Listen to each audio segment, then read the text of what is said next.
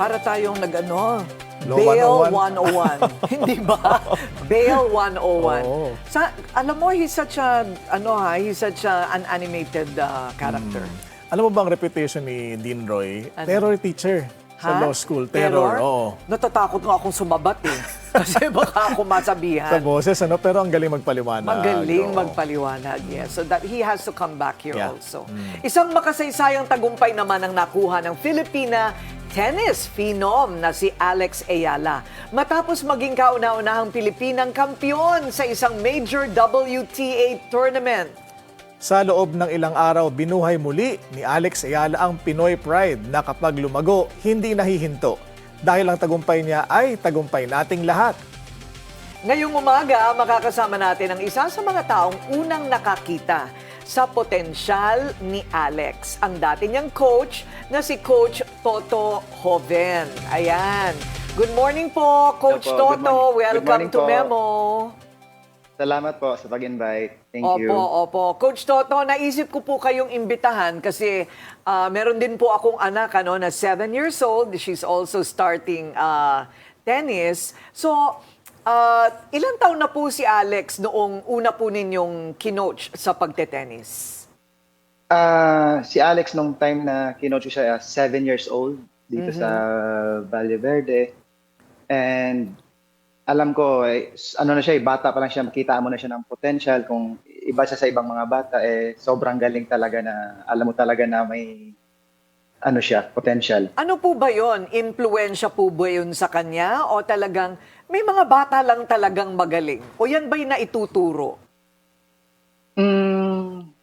Sa kanya po may talent na siya, and si Alex gusto niya talaga, bata pa siya, gusto niya na yung ginagawa niya, at saka at the early stage very smart na yung bata, and yun nga lagi kong sinasabi na yung work ethics niya kahit bata pa siya hanggang ngayon, grabe. Yun ang Ayun. pinaka-susi sa So, kanya.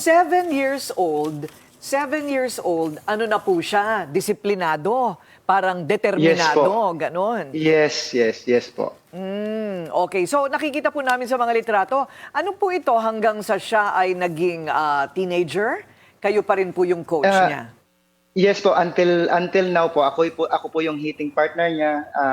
Tuwing umuwi siya ng Pilipinas, kami yung nagte-train doon sa Polo Club with Coach Joan, kasi ako po yung hitting partner niya. And pag may tournament sa WTA like Hong Kong, sinasama nila ako as a hitting partner. And until now po, ako pa rin yung hitting partner niya, and I'm so happy na si Alex andiyan na sa world stage ngayon. Ayun. Oo. Coach Toto, pagdating naman sa pag-handle ng pressure at stress, ano ho yung karaniwang tips na ibinibigay ninyo kay Alex?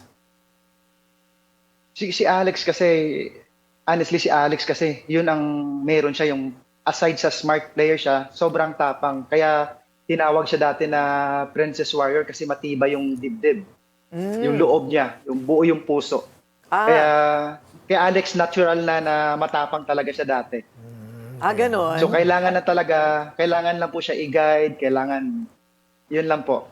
Matapang na po siya. Mas lalong po ngayon, mas tupapang. Ano po yung tapang? Tapang po ba yan na dapat katakutan ng kausap niya?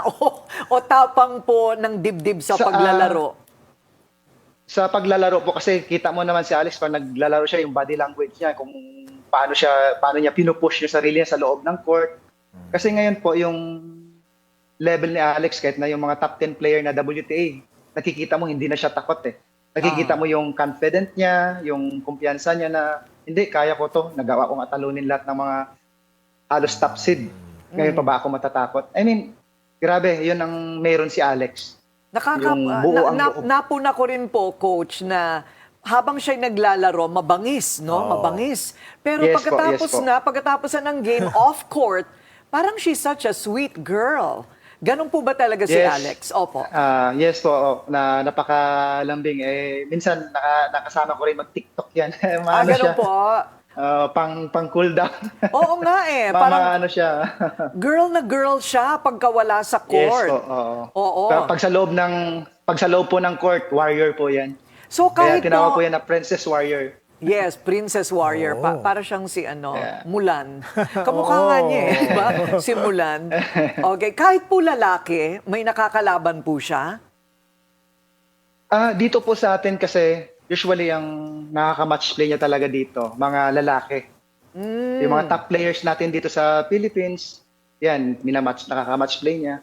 So, Kasi yes. super, ibang level si Alex talaga, yung laro niya. So when training a child, pagbata pa, ano po ang importante na ginawa po ninyo with Alex na para po sa mga magulang tulad ko no, na gusto ring i-train ang kanilang mga anak, ano po ang dapat na consistent para umabot sa kahit kalingkingan lang ng naabot ni Alex?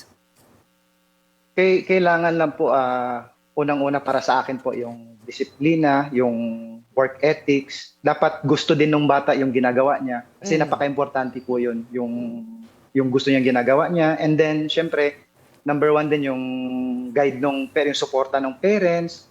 And then, yung coach na 100% din na binibigay niya. And yung bata, 100% din dapat. Sir, how many which is- hours a day ang training dapat? Kami ni Alex before, nagte-train kami minsan 7 to 9, then 2 to 4. So, 4 hours. Mga 4 4 a hours day? then. A day? Every day? Yes, yes po. wow. Hindi pa po kasama yung fitness niya, may fitness pa po yun. Mabuti nakapagtapos po ng It's pag-aaral. Mabuti nakapagtapos Yes po po. ng eskwelahan. Pag may pasok po siya, 5:30, training kami until 6:30, then pasok po siya sa school. Ganun po siya Wow, ka-dedicated. aga. Sa Ang madaling aga. araw Yung yan. determination niya. Yes, Determination. yung Uy, determination pagbata ni Alex. ka naman, kaya mo yun. Dahil may pasok Yes po. pa, no? Oo. Coach, pagdating naman sa playing style, ano yung tingin yung unique kay Alex? Dahilan para matalo yung mga top-seeded players po. Si Alex, kilala si Alex as aggressive player. Siya yung player na, kasi unang-una si Alex yung pinaka-paborito niya sa game style niya, like yung mag-return observe, yun malaking bagay yun. And then paano siya mag-construct ng point, and then paano siya gumawa ng pattern.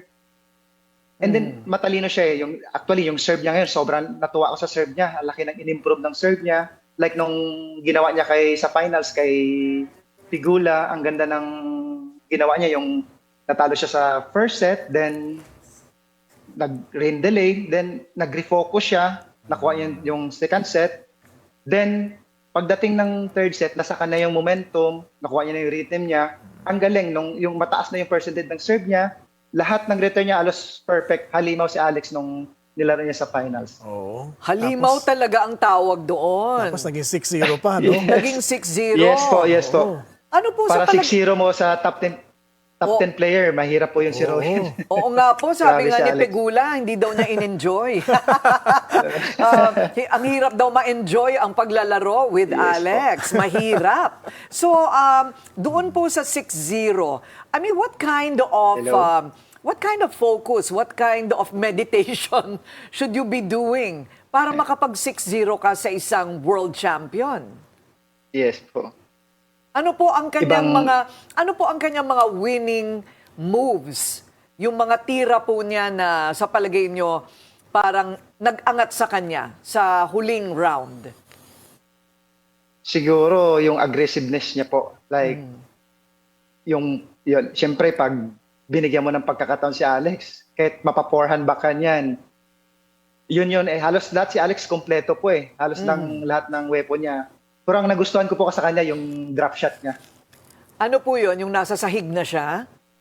Ano po yung drop shot? Ano po yung drop shot? Yung parang binibigyan niya ng maiksi yung kalaban, yung nawawala sa momentum yung kalaban, binibigyan niya ng short ball.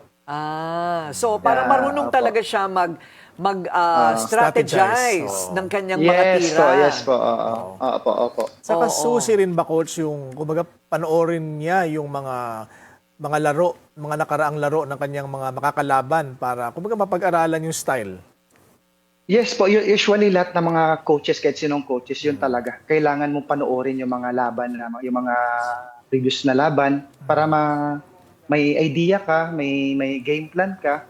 Napaka-importante po yun na makita mo yung laban ng makakalaban mo sa Pag-aaralan tournament. mo.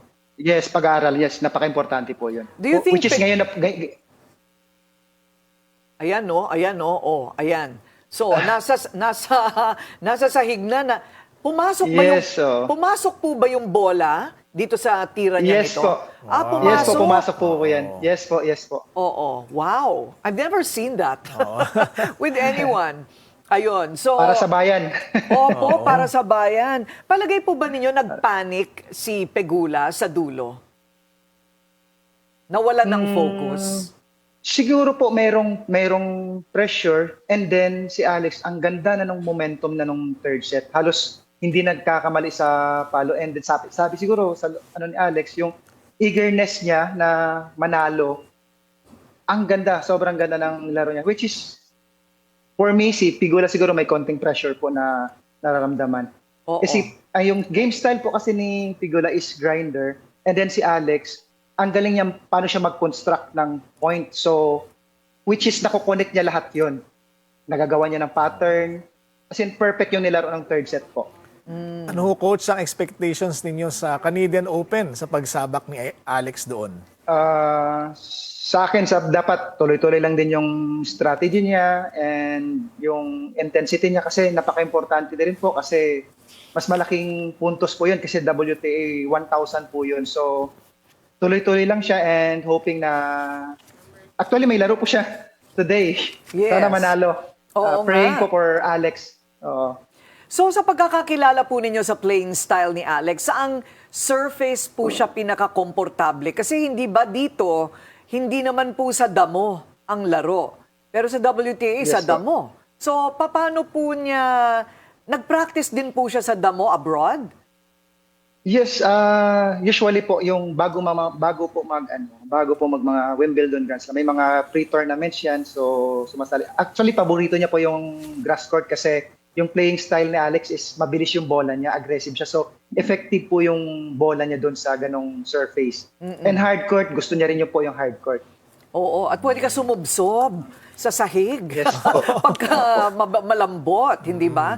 Sir, Yes po. mabalik po tayo sa kanyang laro. Nakita po namin yung itsura pa lang, not the playing style, but the appearance of her opponent.